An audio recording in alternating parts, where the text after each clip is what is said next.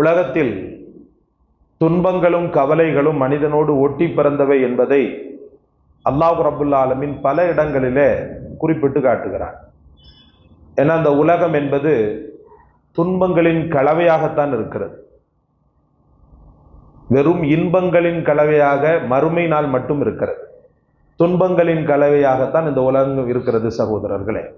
அதை பற்றி அல்லாஹு தஆலா குர்ஆனிலே சொல்வான், வல நபுலுவன்னக்கும் பிஷைஇம் மினல் ஹௌஃபி வல் ஜூஇ வ நக்ஸி மினல் அம்வாலி வல் அன்ஃபுஸி வஸ்ஸமராத் வபஷ்ஷிரிஸ் ஸாபிரீன்.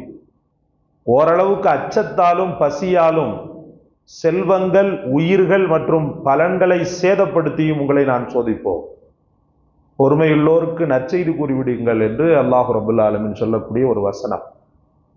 அச்சம் என்பது ஒரு பெரும் துன்பத்தை தரும். எதிர்காலத்தை பற்றி உள்ள அச்சம், பிள்ளைகளுடைய எதிர்காலத்தை பற்றி உள்ள அச்சம், பிள்ளைகளுடைய ஃபியூச்சர் வாழ்வை பற்றி உள்ள அச்சம். பசி சொல்லவே தேவையில்லை. ஒரு சில மக்களை தவிர பெரும்பாலான மக்கள் அந்த உணவுக்காகத்தான் ஓடி ஓடி ஓடி ஓடி ஓடாய் தேர்ந்து போகிறோம். சில பேர் மட்டும்தான் ஏதோ ஒரு ஹாப்பியாக ஜாப் பண்ணுறாங்களே ஒழிய, சில பேர் தன்னுடைய வேலை ஏதோ அல்லாஹு தாலா அந்த கூழ் கஞ்சி நமக்கு தந்து ஆகணும், நம்ம வாழ்ந்து ஆகணும், அந்த நிலையில தான் என்ன செய்கிறாங்கன்னு சொன்னால் ஓடிக்கொண்டிருக்கிறாங்க. அதுக்கடுத்து பார்த்தீங்கன்னு சொன்னால் செல்வங்களின் மூலமாகவும் சோதனைகள் வரும். செல்வங்கள் அப்படின்றது நமக்கு எல்லாமே கரெக்டாக நமக்கு நடத்திக்கிட்டு இருக்குன்னு மட்டும் நினைக்காதீங்க. அல்லாஹ் பாதுகாக்கணும். இந்த ப்ரெஷர், சுகர் அப்படின்றதெல்லாம் எதனால் வருதுன்னு நினைக்கிறீங்க?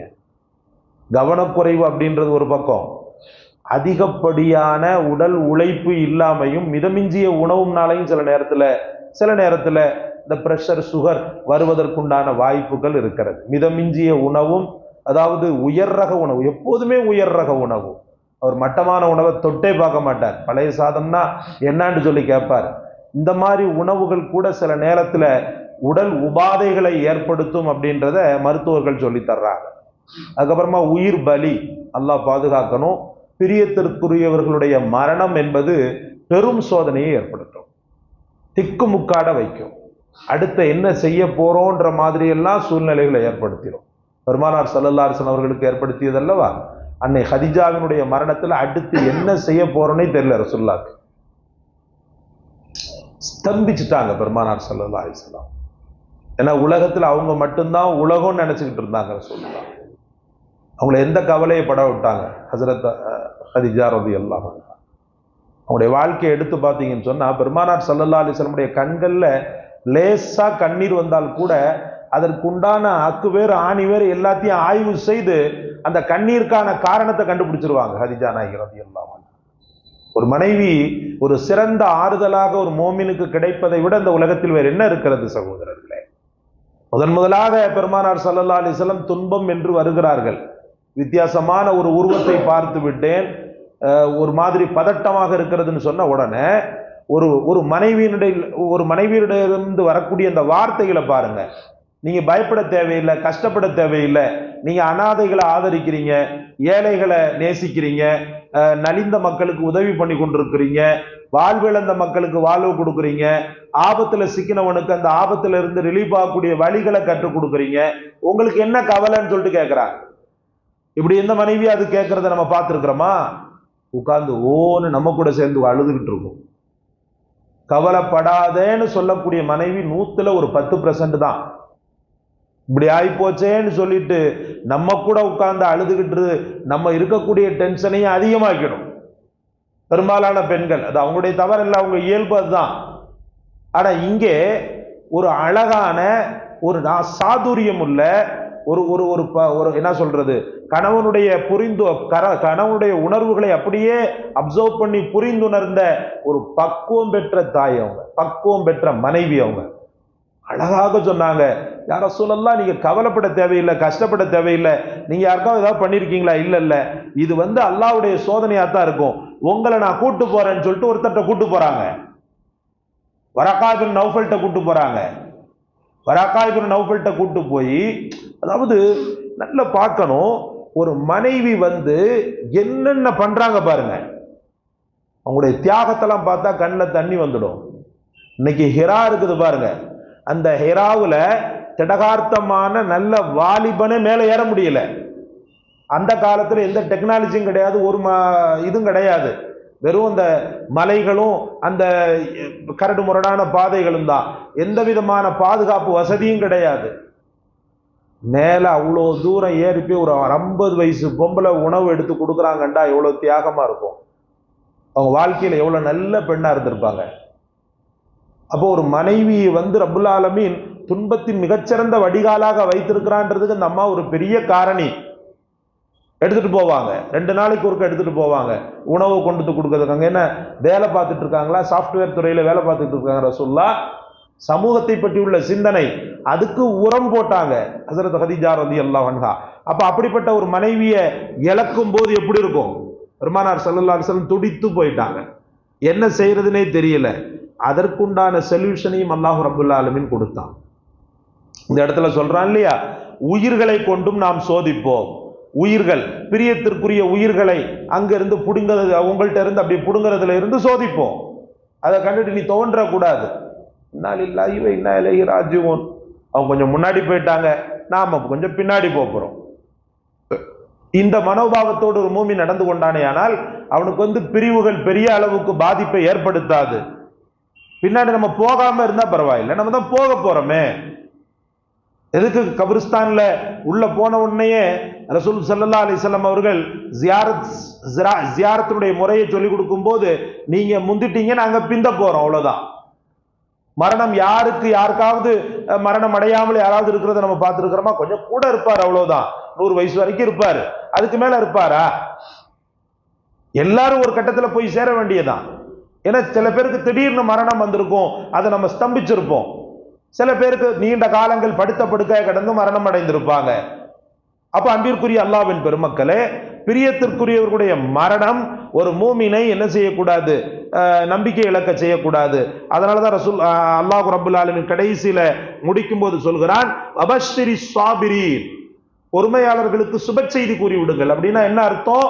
அவங்க துன்பத்திலிருந்து மீண்டுவாங்கன்னு அர்த்தம். பொறுமையாளர்களுக்கு சுப செய்தி கூறிருங்க அப்படின்னு சொன்னா அதுதான் அர்த்தம்.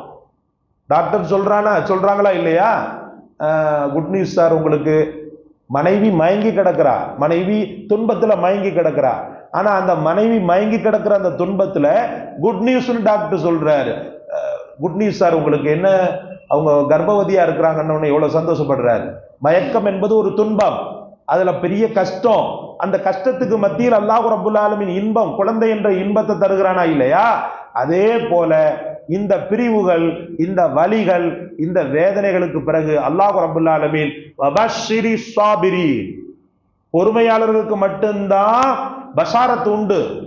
ஆர்ப்பரிச்சு அல்லோலப்பட்டு துன்பத்துல ஒரு மாதிரியா பண்ணி என்ன செய்யறது, கிறுக்குத்தனமான முறையில முடிவுகளை எடுத்துக்கொண்டு தன்னைத்தானே தாக்கி கொண்டு ஒரு வகையான இது பிஹேவிங் பண்ணான்னு சொன்னா அந்த துன்பத்துக்குள்ளேயே உலண்டுகிட்டு இருக்க வேண்டியதான், ஒண்ணுமே இல்லை.